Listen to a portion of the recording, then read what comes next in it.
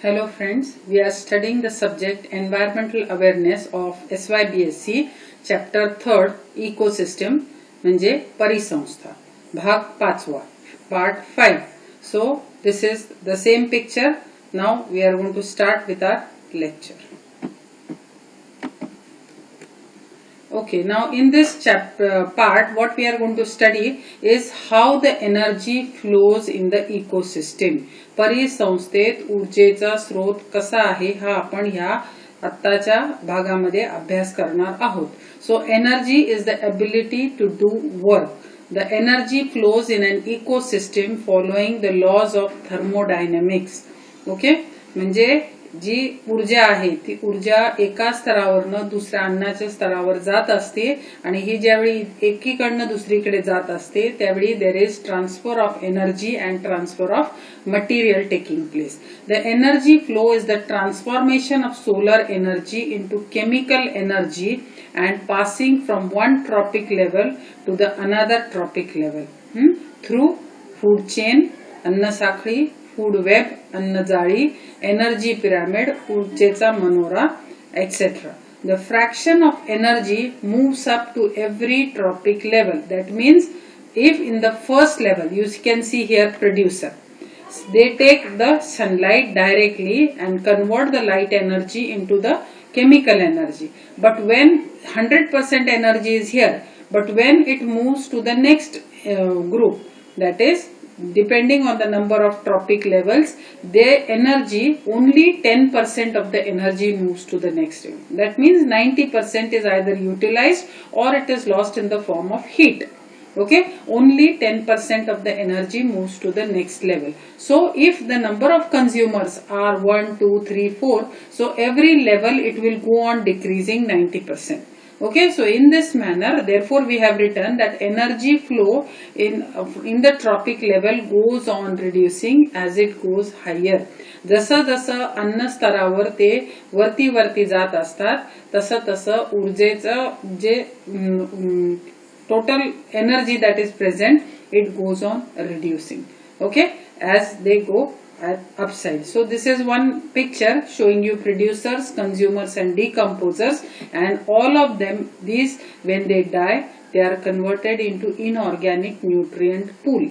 Okay, the energy flow in an ecosystem is always unidirectional. ह्याचा अर्थ असा आहे की एकदा सूर्याने जी एनर्जी दिलेली आहे ती अन्न स्तरावर पुढे पुढे जात राहते आणि ती परत येत नाही. ती it is lost finally in the form of heat. Again new energy is produced. So this is energy is neither created nor lost according to the law of thermodynamics, but here this energy is lost in the form of heat. Okay, so, and we say that in an ecosystem the energy flow is always unidirectional. Now the next part of functioning of ecosystem is called as nutrient cycling or material cycling. मग कसं होतं ते तर हे पहा की जमिनीवर Biotique components असतात, अबायोटिक कंपोनेंट्स असतात. ओके, बायोटिक कंपोनेंट काय करतं तर अबायोटिक कंपोनेंट मधनं सगळे ह्या गोष्टी घेत असतं.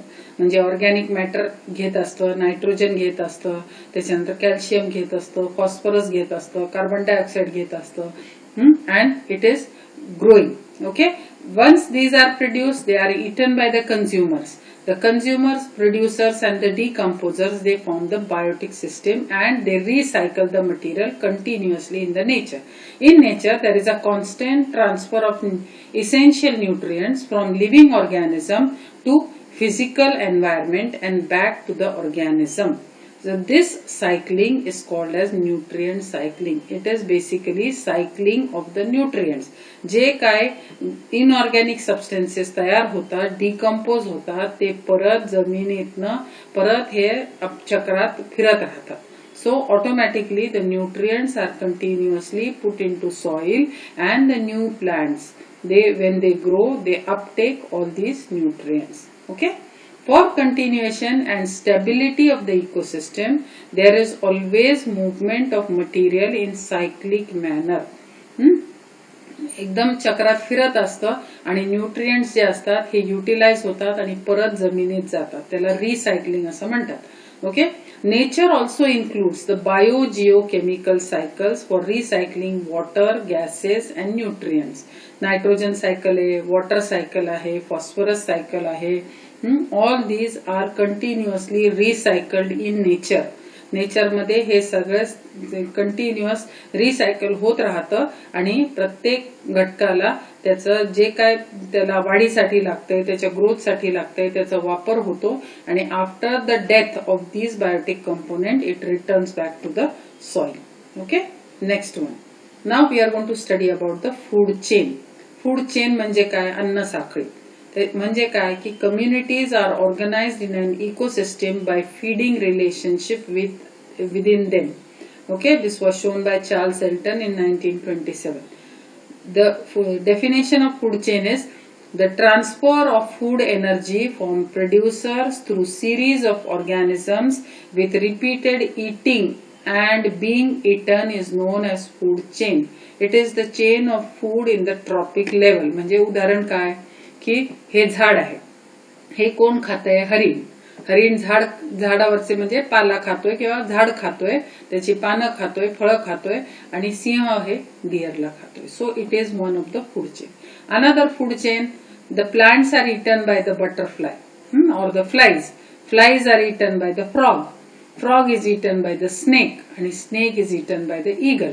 आता या हे सिस्टीम मध्ये सगळ्यात जास्ती प्रमाणात कोण पाहिजे? प्लांट्स. त्याच्यापेक्षा कमी कोण पाहिजे? फ्लाईज. त्याच्यापेक्षा कमी कोण पाहिजे? फ्रॉग. त्याच्यापेक्षा कमी स्नेक आणि त्याच्यापेक्षा जास्ती कमी ईगल. ओके, असे लाईनीनी हे सगळे कमी झाले पाहिजेत. समजा उदाहरण की ईगल खूप जास्ती प्रमाणात आहे, स्नेक कमी असतील, तर ईगल काय होतील?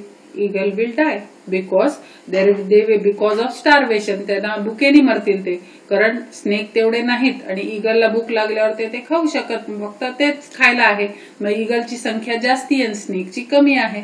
म्हणून नेचरमध्ये अशा वेळी इम्बॅलन्स होतो. जसं आताच्या कंडिशनमध्ये आपल्या पृथ्वी तलावर आहे की काही प्राण्यांचा ते ऑलमोस्ट एक्स्टिंक्ट झालेले आहेत आणि काही प्राण्यांचे प्रमाण वाढलेले आहेत, population.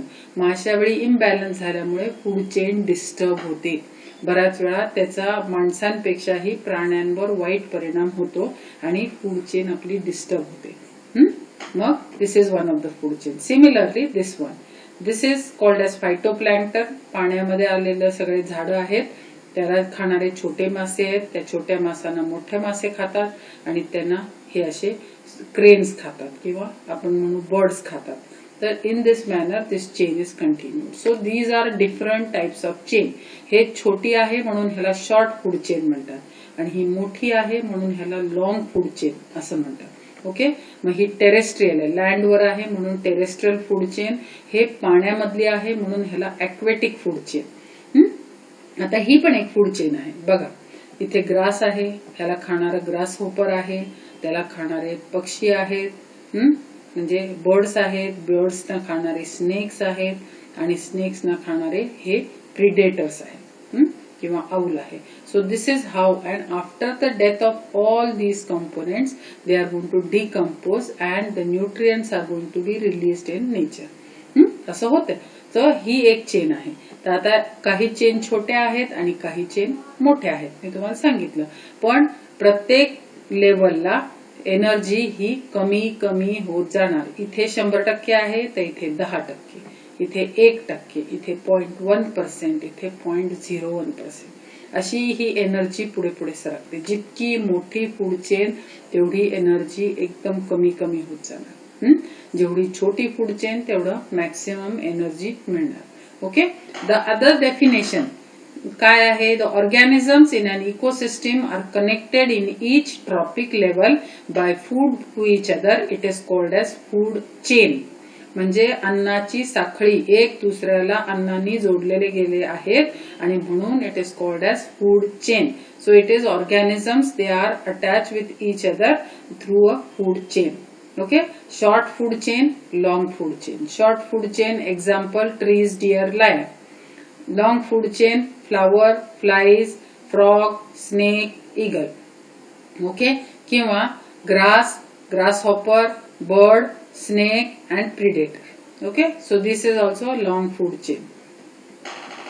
Now these are trophic levels, म्हणजे अन्नाचे स्तर वेगवेगळे कोणते कोणते आहेत आपल्याला सगळ्यांना माहिती आहे की पहिला जो आपण स्टडी केलेला आहे, पहिला आहे उत्पादक म्हणजे प्रोड्युसर्स, दुसरा आहे भक्षक म्हणजे कंझ्युमर आणि तिसरा आहे विघटक म्हणजे डिकम्पोजर्स. ओके, मग पहिली ट्रॉपिक लेवल जी आहे ती आहे प्रोड्युसर, म्हणजे all green plants are considered as the first trophic level, that is producers. Okay, then the second tropic level are primary consumer, म्हणजे indirectly herbivores.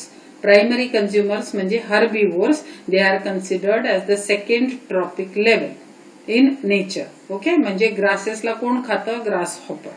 त्याच्यानंतर secondary consumers, this is the third tropic level which includes the one who eats the primary consumers. herbivore ना खाणारे जे असतात त्यांना secondary consumers असं म्हणतात. ते आर कॉल्ड एज बर्ड्स. जसं बर्ड्स आहे ते सेकंडरी कन्झ्युमर आहे आणि ते कधी कधी टर्शरी कन्झ्युमर पण असतात. आता तुमची छोटी फूड चेन होती ज्याच्यामध्ये ट्रीज होते ते प्रोड्युसर होते, डिअर होतं ते प्रायमरी कन्झ्युमर होता आणि लायन होता तो सेकंडरी कन्झ्युमर होता. पण ही शॉर्ट फूड चेन असल्या कारणाने 3च टप्पे होते. पण लॉंग फूड चेन असेल तर तुमचे प्रोड्युसर कोण आहेत? तुमचे प्रोड्युसर प्लांट्स आहेत. प्रायमरी कन्झ्युमर कोण आहे? तर प्रायमरी कन्झ्युमर ग्रास हॉपर आहे. सेकंडरी कन्झ्युमर कोण आहे? तर the birds are the secondary consumer. Tertiary consumer कोण आहे? तर snake is the tertiary consumer, आणि maybe higher than that we are having bigger consumers, they include the predators. तर chain मोठ्या असतील तर ते number of consumers they go on increasing. जर छोटी चेन असेल तर आहे त्याच्यामध्ये कन्झ्युमर्स बसतात. मग these are the different tropic levels in the ecosystem. Ecosystem मध्ये हे सगळे वेगवेगळे अन्नाचे स्तर आहेत.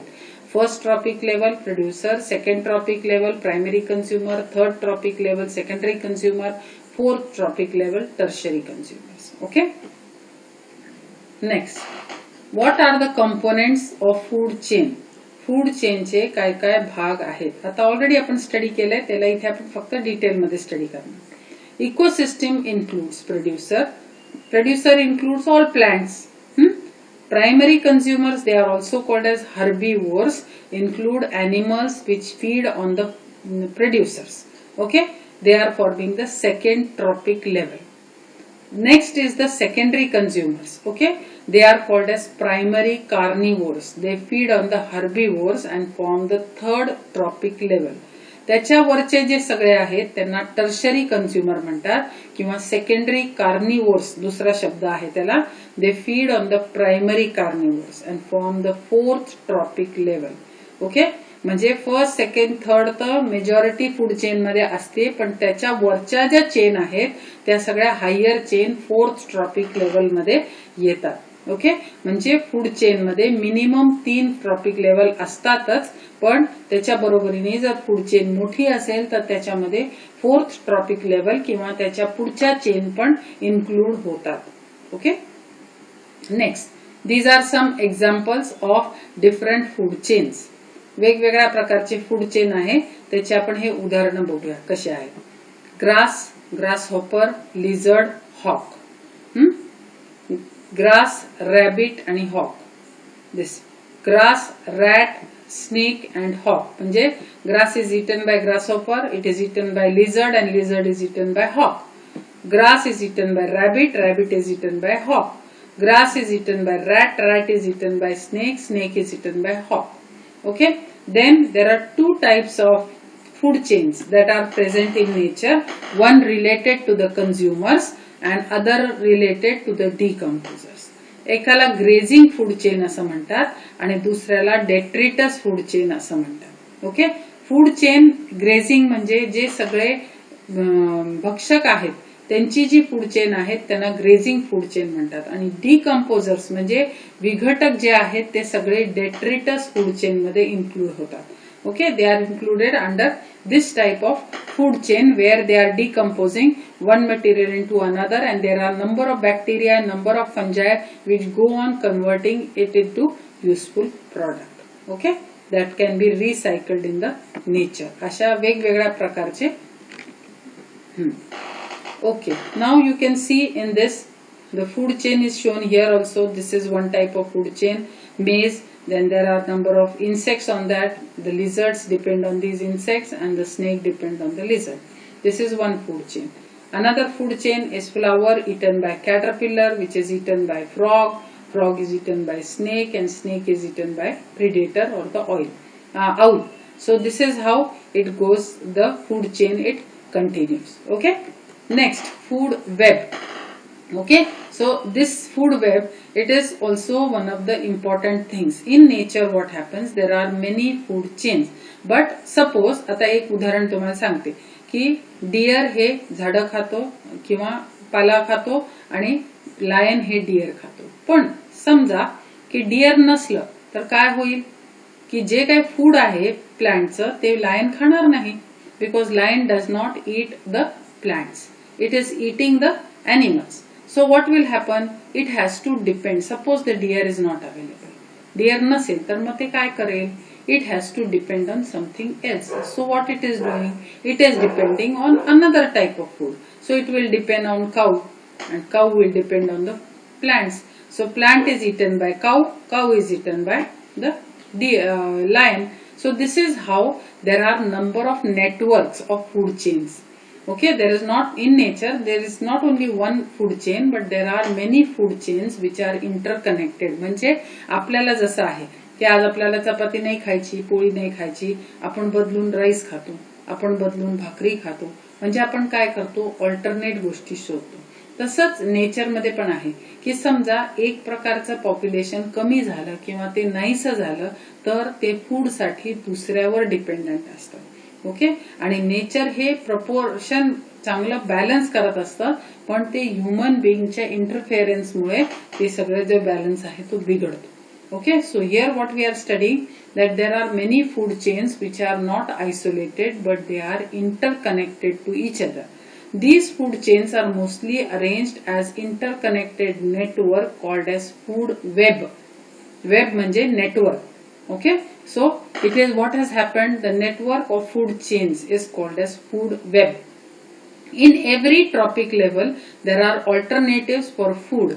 If one species is reducing or maybe it is not present, then there are alternatives present for the next trophic level.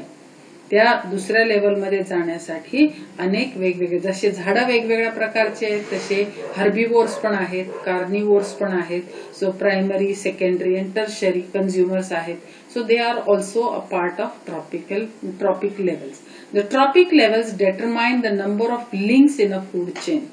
Okay, as I told you, bigger the food chain, the energy goes on reducing.